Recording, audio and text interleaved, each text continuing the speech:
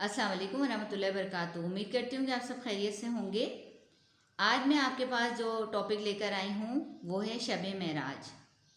और शब मेराज का क्या वाक़या है, आज हम इस पे बात करेंगे कि किस तरह से ये वाक़या हुआ शब मेराज का, जो कि हमें कुरान से और सुन्नत से भी साबित है।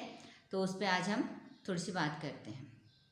तो चलिए मैं स्टार्ट करती हूँ कि शब मेराज का जो वाक़या है वो रजब के महीने में शब आती है। 27वीं रजब जो है उस रात ये वाक़या हुआ। और उस रात क्या हुआ कि आप सल्लम मक्के में थे, हतीम में मौजूद थे। तो वहाँ पे उनके पास हज़रत जिब्रील अलैहिस्सलाम तशरीफ़ लाए और आप सल्लम को सलाम किया। और फिर उन्होंने कहा कि हुज़ूर सल्लल्लाहु अलैहि वसल्लम, अल्लाह ताला आपसे मिलने का मुश्ताक़ है और अल्लाह ताला ने आपको अपने दरबार में बुलाया है, आपसे मिलना चाहता है। तो हुजूर पाक सल्लम ने फरमाया कि जी बिल्कुल ठीक, ज़ाहिर है हुजूर सल्लम तो फ़ौरन राज़ी और खुश अल्लाह की रज़ा में कि अल्लाह ताला ने मुझे बुलाया है। तो फिर हज़रत जिब्रील अलैहिस्सलाम ने क्या किया कि आप सल्लम लेटे हुए थे, तो आप सल्लम के सीने मुबारक को बीच में से चाक किया, सीने को काटा और उसमें से आप सल्लम का दिल निकाला। और वहाँ पे तश्त था, सोने का तश्त, उसमें आब ज़मज़म था, उसमें उनके दिल को धोया निकाल के। और फिर बताया जाता है बाज़ रिवायतों में कि एक और बर्तन भी था और उसमें नूर था। तो दिल को धो के दिल को बीच में से काटा और फिर उसमें नूर भर दिया गया, जो भी नूर बर्तन में था, और दिल को दोबारा से पैक करके यानी कि बंद करके और आप सल्लल्लाहु अलैहि वसल्लम के सीने मुबारक में दोबारा से फिट कर दिया गया, रख दिया गया। और अल्लाह के हुक्म से वो दोबारा से नसें और रगें जो थी वो जुड़ गईं। और फिर उसके बाद हज़रत जिब्रील अलैहिस्सलाम ने आप सल्लल्लाहु अलैहि वसल्लम के सीने मुबारक पर हाथ फेरा, तो वो जो उनका जो उन्होंने काटा था वो दोबारा से अल्लाह के हुक्म से जुड़ गया। कोई निशान नहीं, कोई खून नहीं, कोई टाँका नहीं, कुछ भी नहीं। अच्छा, तो ये सब कुछ हुजूर पाक सल्लल्लाहु अलैहि वसल्लम देख रहे थे अपनी आंखों से। उसके बाद क्या हुआ कि उन्होंने कहा चलें अब हम सफ़र शुरू करते हैं। तो सफ़र के लिए उन्होंने एक वो जानवर लेके आए जो चौपाया था, और वो बताया जाता है बाद रिवायतों में कि वो गधे से थोड़ा सा बड़ा और खच्चर से थोड़ा सा छोटा था। कुछ जगह बताया जाता है कि खच्चर से थोड़ा सा बड़ा और घोड़े से थोड़ा सा छोटा सा था।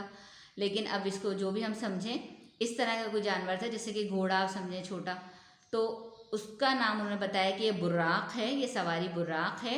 और वो बिल्कुल सफ़ेद रंग का था, बिल्कुल सफ़ेद। और जो उर्दू जानने वाले हैं तो उनको इस चीज़ का पता होगा कि सफ़ेद के साथ अक्सर एक लफ्ज़ बुर्राक इस्तेमाल होता है कि ये जी उनके बाल इतने सफ़ेद जैसे बुर्राक, या ये कपड़े इतने सफ़ेद उजले जैसे बुर्राक। तो बुर्राक सफ़ेद रंग के लिए और चमकदार सफ़ेद के लिए ये लफ्ज़ अक्सर उर्दू में इस्तेमाल होता है। तो फिर क्या हुआ कि उन्होंने उस पर कहा कि आप सल्लम इस पर सवार हो जाएं।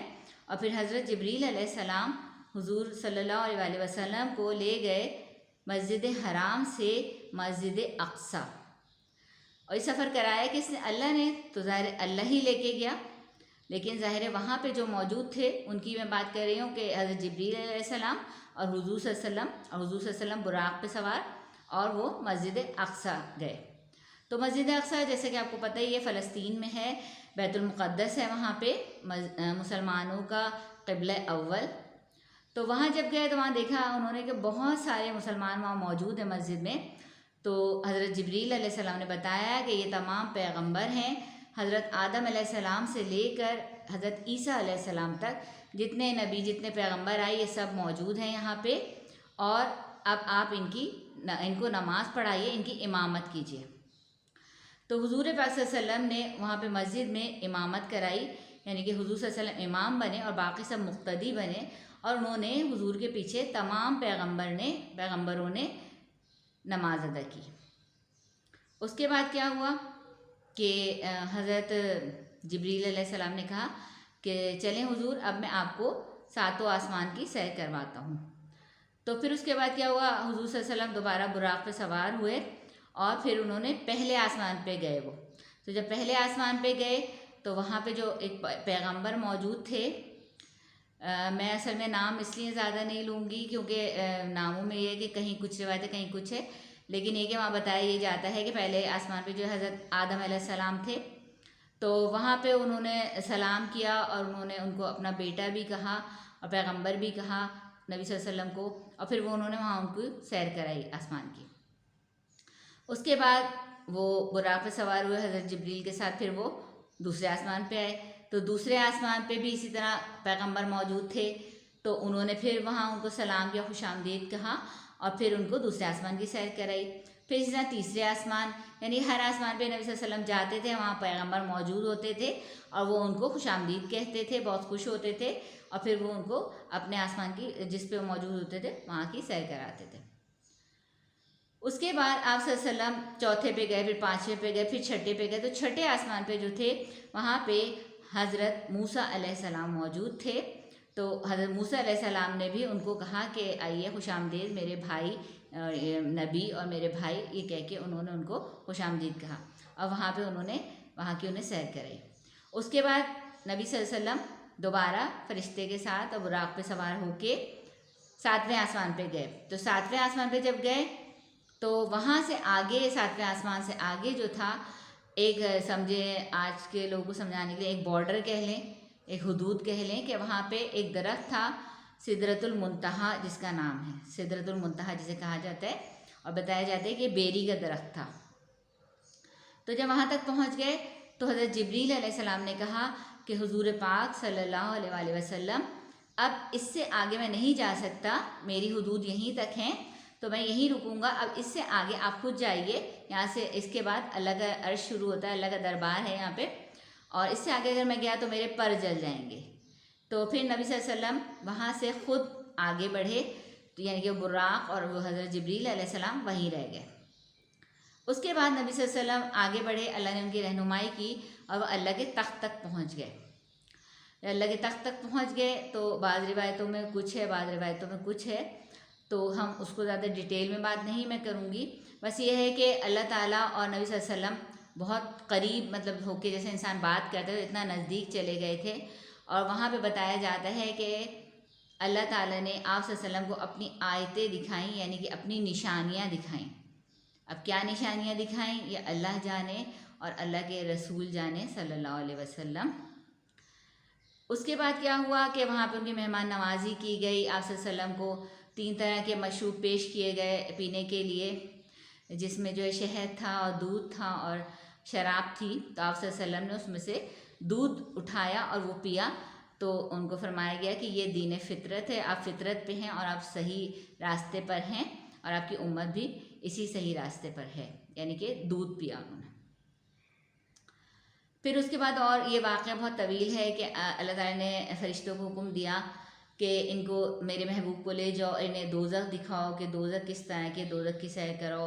پھر آپ صلی اللہ علیہ وسلم نے دوزخ دیکھی، وہاں کیسے کیسے لوگوں کو عذاب ہو رہا تھا، بہت خطرناک سزائیں دی جا رہی تھیں جو کہ صلی اللہ علیہ وسلم نے دیکھیں، اور انہوں نے سوال بھی کیا کہ بھئی یہ سزا کیوں دی جا رہی ہے، یہ کیوں دی جا رہی ہے، تو انہیں بتایا گیا کہ جناب یہ مرد اور عورتیں جو ہیں انہیں آگ میں اس لیے جلایا جا رہا ہے کہ زانی تھے، ان کا منہ اس لیے چیرا جا رہا ہے کہ یہ جو ہے یہ غیبت کیا کرتے تھے، یہ انگارے اس لیے اٹھا کے کھا رہے ہیں، مستقل جل جاتے ہیں، پھر صحیح ہو جاتے ہیں، پھر کھاتے ہیں، پھر جل جاتے ہیں، انگارے کھا رہے ہیں کہ یہ جو ہے وہ حرام کھاتے تھے یا یتیموں کا مال کھاتے تھے، اس طرح کے بہت سارے، یہ بہت طویل ایک ڈیٹیل ہے اس کی۔ پھر وہاں سے جب آئے تو پھر اللہ تعالیٰ نے فرمایا کہ ان کو جنت کی بھی سیر کراؤ، تو حضور پاک صلی اللہ علیہ وآلہ وسلم نے پھر جنت کی سیر کی، جنتیں دیکھیں، وہاں کیا خوبصورتی ہے جنت کی، کیا وہاں پہ نظارے ہیں، کیا وہاں پہ خوشبو ہے، کس طرح کے وہاں محل ہیں سونے چاندی کے، ہیرے جواہرات کے، اور جو بھی جنت کی چیزیں ہیں وہ آپ صلی اللہ علیہ وسلم کو دکھائی گئیں کہ دنیا میں تو اس کا عشر اشیر بھی کچھ نہیں ہے، یہاں کوئی بھی خوبصورت ملک ہو، خوبصورت جگہ ہو، بہترین لباس ہو، بہترین کھانا ہو، بہترین پرندہ ہو، بہترین پھول ہو، دنیا میں ویسا جنت کا عشر اشیر بھی نہیں ملے گا آپ کو، کتنی خوبصورتی کیوں نہ ہو، جو کہ جنت میں تھی، اور سکون اور ایک اطمینان وہ حضور صلی اللہ علیہ وسلم کو دکھایا گیا۔ تو نبی صلی اللہ علیہ وسلم نے وہاں پہ قدموں کی چاپ سنی جو کہ حضرت بلال حبشی رضی اللہ تعالیٰ عنہ کی تھی، تو آپ صلی اللہ علیہ وسلم جو ہے اس کو پہچان گئے اس چاپ کو کہ ان کے قدموں کی آہٹ وہاں سنائی دے رہی ہے، جبکہ حضرت بلال حبشی رضی اللہ تعالیٰ عنہ تو دنیا میں موجود تھے، ابھی تو ان کا انتقال بھی نہیں ہوا تھا۔ تو یہ ساری چیزیں ہیں. اس کے بعد پھر کیا ہوا کہ وہاں سے جب نبی صلی اللہ علیہ وسلم واپس ہوئے تو اللہ تعالیٰ نے ان کو بہت انعام و اکرام کیا، ان سے بات چیت کی، کیونکہ اللہ تعالیٰ اپنے محبوب کو بلایا تھا اللہ تعالیٰ نے، اور اللہ تعالیٰ اپنے محبوب سے بہت خوش تھا. تو پھر جب ان کی واپسی کا وقت ہوا تو اللہ تعالیٰ نے اپنے محبوب کو گفٹ دیا، اور اپنے محبوب کو نبی صلی اللہ علیہ وسلم کو گفٹ دیا 50 نمازیں اللہ تعالیٰ نے تحفتاً دیں کہ میری طرف سے فرض نمازوں کا تحفہ ہے 50، اور یہ میں آپ کی امت کے لیے دے رہا ہوں. تو حضور پاک صلی اللہ علیہ وسلم خوشی خوشی وہ 50 نمازوں کا تحفہ لے کر آئے. تو جب وہ نیچے آسمان پہ آئے، یعنی کہ چھٹے آسمان پہ آئے، تو وہاں پہ انہیں حضرت موسیٰ علیہ السلام مل گئے. تو حضرت موسیٰ علیہ السلام نے پوچھا کہ حضور صلی اللہ علیہ وسلم کیا رہا؟ تو آپ صلی اللہ علیہ وسلم فرمایا کہ بہت اچھا رہا، اللہ تعالیٰ نے میری جو ہے وہ بہت اچھی طرح سے میری خاطر مدارات کی، اور مجھے بہت خوشی ہوئی یہاں کے، اور اللہ تعالیٰ نے خوش ہو کر میری امت کے لیے 50 نمازوں کا تحفہ بھی مجھے دیا ہے. تو حضرت موسیٰ علیہ السلام نے کہا کہ یہ بہت زیادہ ہیں، امت نہیں پڑھ پائے گی، کیونکہ میری بھی امت تھی جو کہ ان کے لیے بھی تھی نمازیں، لیکن امت جو ہے وہ اتنی زیادہ نمازیں نہیں پڑھ سکتی، تو آپ اللہ سے کم کرا لیجئے. تو خیر حضور صلی اللہ علیہ وسلم دوبارہ گئے اللہ کے پاس اور کہا کہ اللہ تعالیٰ یہ میری امت نہیں پڑھ پائے گی، تو اللہ تعالیٰ نے اسے کم کر دیا. بعض روایتوں میں ہے کہ 5-5 کر کے کم کیا، بعض روایتوں میں ہے 10-10 کر کے کم کیا. تو 10 بھی اگر کم کیا تو پھر وہ 40 رہ گئیں. وہ پھر آئے تو پھر انہوں نے پوچھا تو انہوں نے کہا کہ اب 40 ہیں. تو حضرت موسیٰ علیہ السلام نے کہا کہ یہ بھی زیادہ ہیں، آپ اسے بھی کم کرائیے. تو پھر حضور صلی اللہ علیہ وسلم دوبارہ اللہ کے پاس گئے اور کہا اللہ تعالیٰ یہ بھی زیادہ ہے، میری امت نہیں پڑھ پائے گی کیونکہ فرض نمازیں ہیں. تو پھر اللہ تعالیٰ نے کم کر دی، 30 کر دی. مطلب اس طرح سے کئی دفعہ وہ آئے کم کرا کے، اور حضرت موسیٰ علیہ السلام جب ملے تو انہوں نے کہا کہ یہ نہیں پڑھ پائے گی امت، کیونکہ میری امت پہ بھی یہ چیزیں تھیں، نمازیں تھیں اور وہ تھیں، تو میری امت بھی نہیں پڑھ پاتی تھی، تو آپ کی امت بھی نہیں پڑھ پائے گی. تو پھر کیا ہوا کہ ہوتے ہوتے اللہ تعالیٰ نے 5 نمازیں کر دی. تو جب 5 نمازیں کر دی اور نبی صلی اللہ علیہ وسلم آئے تو حضرت موسیٰ علیہ السلام نے کہا کہ اب 5 کر دی اللہ تعالیٰ نے. تو اس پہ حضرت موسیٰ علیہ السلام نے کہا کہ یہ بھی زیادہ ہیں، آپ یہ اور کم کرائیے کیونکہ امت یہ بھی نہیں پڑھ پائے گی. تو نبی صلی اللہ علیہ وسلم نے فرمایا کہ اب مجھے اللہ سے حیا آتی ہے، اب مجھے اللہ سے شرم آتی ہے کہ میں اپنے رب سے جا کے پھر یہ کہوں 50 نمازوں سے کم کراتے کراتے میں 5 پہ آ گیا. اللہ نے مجھ پہ بہت کرم کیا کہ 5 کر دیں، اور اب میں اللہ سے پھر یہ جا کے کہوں کہ اللہ میری امت یہ بھی نہیں پڑھ پائے گی، تو مجھے اللہ سے حیا آتی، شرم آتی ہے کہ کیا میری امت 5 نمازیں بھی نہیں پڑھ سکتی، تو اب میں نہیں جاؤں گا. یہ جو وہاں واقعہ ہوا اس پہ ہم سب کو غور کرنا چاہیے، سوچنا چاہیے کہ میں نبی صلی اللہ علیہ وسلم ہمارے لیے کتنے پریشان ہیں. 50 سے 5 پہ لے آئے، لیکن انہوں نے کیا فرمایا کہ مجھے اللہ سے حیا آتی ہے، اب میں اور کیا کم کراؤں. اور حضرت موسیٰ علیہ السلام کہہ رہے ہیں کہ آپ کم کرا لیں، امت یہ بھی نہیں پڑھ پائے گی. یعنی کہ حضرت موسیٰ علیہ السلام کو پتہ تھا کہ امت کے لیے 5 نمازیں بھی جو ہیں وہ ادا نہیں کرے گی امت. اور آج دیکھ لیں ہم سب کا حال. اللہ تعالیٰ ہمیں نمازیں پڑھنے والا بنائے، وقت سے پابندی سے 5 نمازوں کی ادائیگی کرنے والا بنائے، آمین. جبکہ یہ نمازیں اللہ کا تحفہ ہیں، اور اللہ کے تحفے کے ساتھ ہم کیا کر رہے ہیں. اللہ خوش ہوا اپنے نبی سے تو نمازیں دی، اور ہم لوگ نمازوں کے ساتھ کیا سلوک کرتے ہیں. اللہ تعالیٰ ہم سب کو معاف فرمائے اور راہ ہدایت نصیب فرمائے. تو پھر کیا ہوا کہ آپ صلی اللہ علیہ وسلم اب وہاں سے واپسی کا سفر شروع ہوا. تو پھر دوبارہ سے وہ ان کو فرشتے جو تھے براق پہ سوار کرا کے اور ان کو پہلے مسجد اقصیٰ لے گئے، پھر وہاں سے مسجد حرام لے آئے، اور اس طرح سے وہ سفر جو تھا وہ اپنے اختتام کو پہنچا. اور یہ بعض روایتوں میں آتا ہے کہ اتنی تیزی سے یہ سفر ہوا کہ جا کے سب کچھ کر لیا. ویسے سننے میں ہمیں کتنا طویل واقعہ لگ رہا ہے، اور جب ہوا ہوگا تو ہمیں لگتا ہے اس سے بھی زیادہ طویل ہوا ہوگا، ٹائم بہت لگا ہوگا. لیکن جب نبی صلی اللہ علیہ وسلم واپس آئے تو بتایا جاتا ہے بعض روایتوں میں کہ وضو کا پانی جو بہہ رہا تھا وہ بھی بہہ رہا تھا، کہ وضو کر کے گئے تھے تو وضو کا پانی بہہ رہا تھا. کہ آپ صلی اللہ علیہ وسلم کے دروازے کی جو کنڈی تھی، پہلے آپ کو بتاؤں کہ 2 پٹ کے دروازے ہوتے تھے اور اس میں ایک چین زنجیر لٹکی ہوتی تھی. تو وہ زنجیر جو تھی ظاہر جب دروازہ بند کرتے ہیں ہلکا جھٹکا لگتا ہے تو کوئی زنجیر ہوگی، چین ہوگی تو ہلے گی نا، تو وہ ہلکی سی ہل رہی تھی. یعنی کہ ابھی وہ دروازہ بند کرنے پہ جو زنجیر ہل رہی تھی وہ ابھی ہل ہی رہی تھی کہ نبی صلی اللہ علیہ وسلم واپس بھی آ گئے اپنی جگہ پر. تو ابھی آپ یہ سمجھیں کہ کتنا لمحوں مطلب لمحہ سیکنڈ بھی ہم کہیں گے شاید زیادہ ہو جائے گا, لمحوں میں کام ہو گیا. اور واقعہ کتنا طویل ہے, جنت بھی دیکھی, دوزخ بھی دیکھی, اتنی دفعہ نمازیں بھی کم کرائیں, اللہ سے ملاقات بھی کی, وہاں جا کے انبیاء کرام کو نماز بھی پڑھائی, امامت بھی کی, 7 آسمانوں کا سفر کیا. لیکن آپ دیکھیے تو بعض روایتوں میں آتا ہے کہ اللہ تعالیٰ نے وقت کو ٹھہرا دیا, اپنے نبی کے لیے وقت کو روک دیا.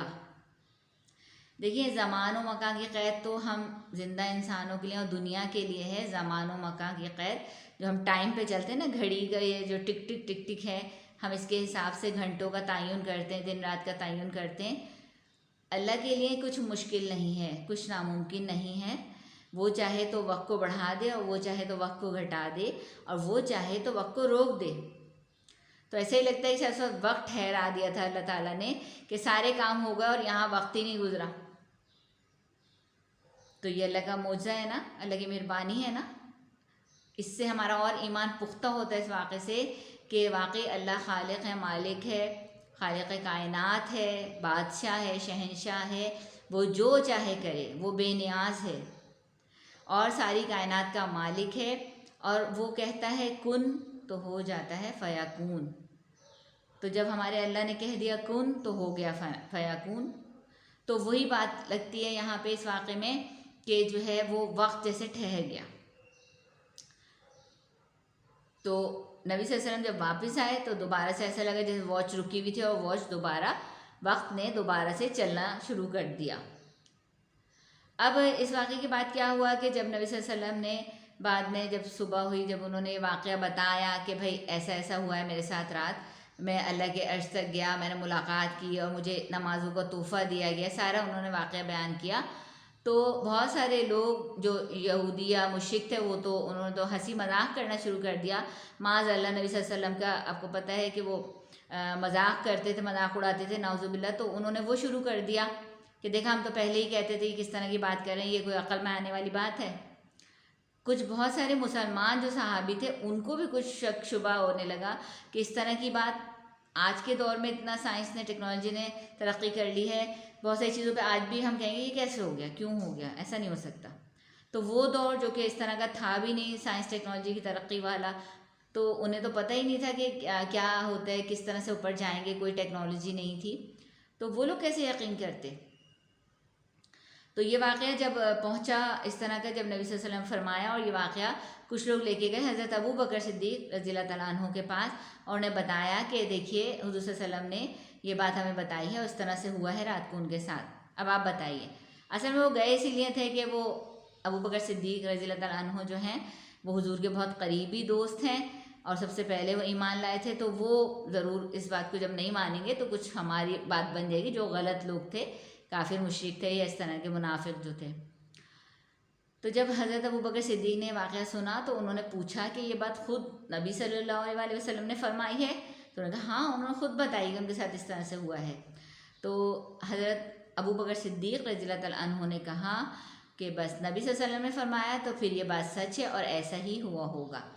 نبی صلی اللہ علیہ وسلم نے فرمایا ہے تو اس میں کوئی شک شبے کی بات ہی نہیں ہے, میں اس کو سچ مانتا ہوں.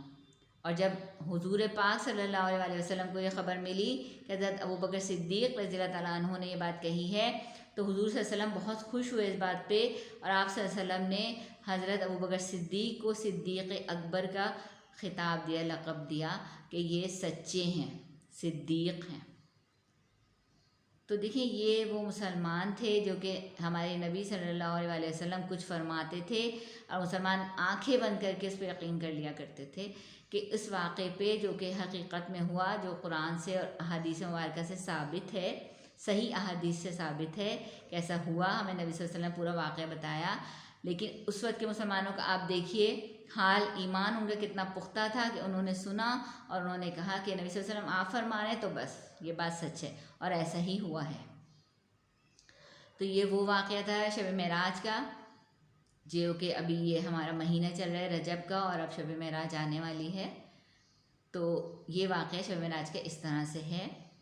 باقی اور بھی اس میں بہت ڈیٹیل ہے، بہت سارے لوگوں نے بہت سی ڈیٹیل بتائی ہے اس کی، اور بہت ساری روایات آپ کو ملیں گی، لیکن تقریباً ملتی جلتی اسی طرح کا واقعہ ہے جو میں نے آپ کو بتایا ہے۔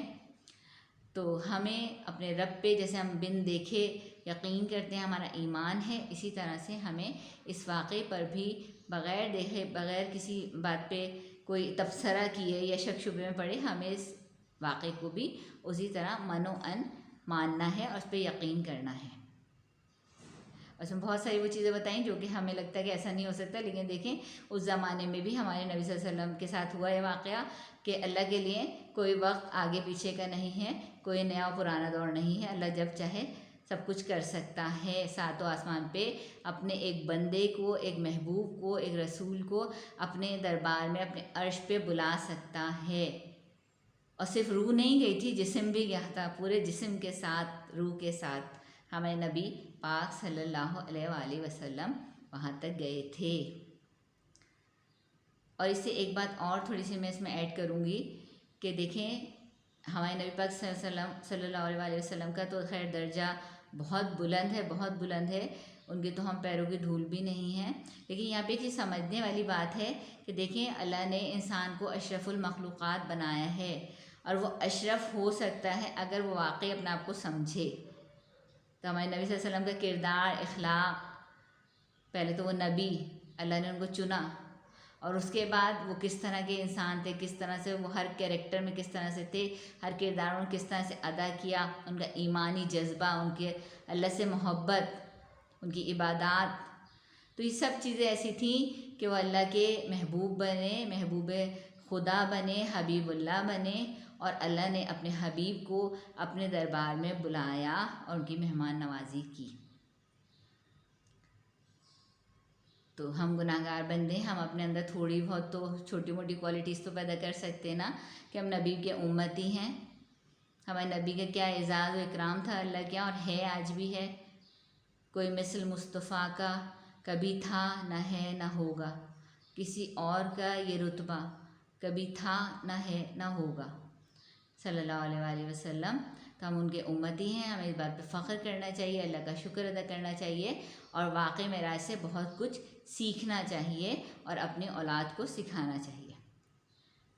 چلیے اب مجھے اجازت دیجیے، اگر آپ کو میری ویڈیو پسند آئی ہے تو میرے چینل کو سبسکرائب کیجیے، اور مجھے کامنٹس میں ضرور بتائیے کہ ویڈیو کیسی ہے، اور جو اگر اس میں بہتری کی گنجائش ہے تو وہ بھی بتائیے، ٹھیک ہے؟ اور اگر اس میں کوئی آپ سمجھ رہے ہیں کہ اچھائی ہے تو وہ بھی بتائیے، ٹھیک ہے؟ اور برائی ہے تو وہ بھی ضرور بتایا کریے، ٹھیک ہے؟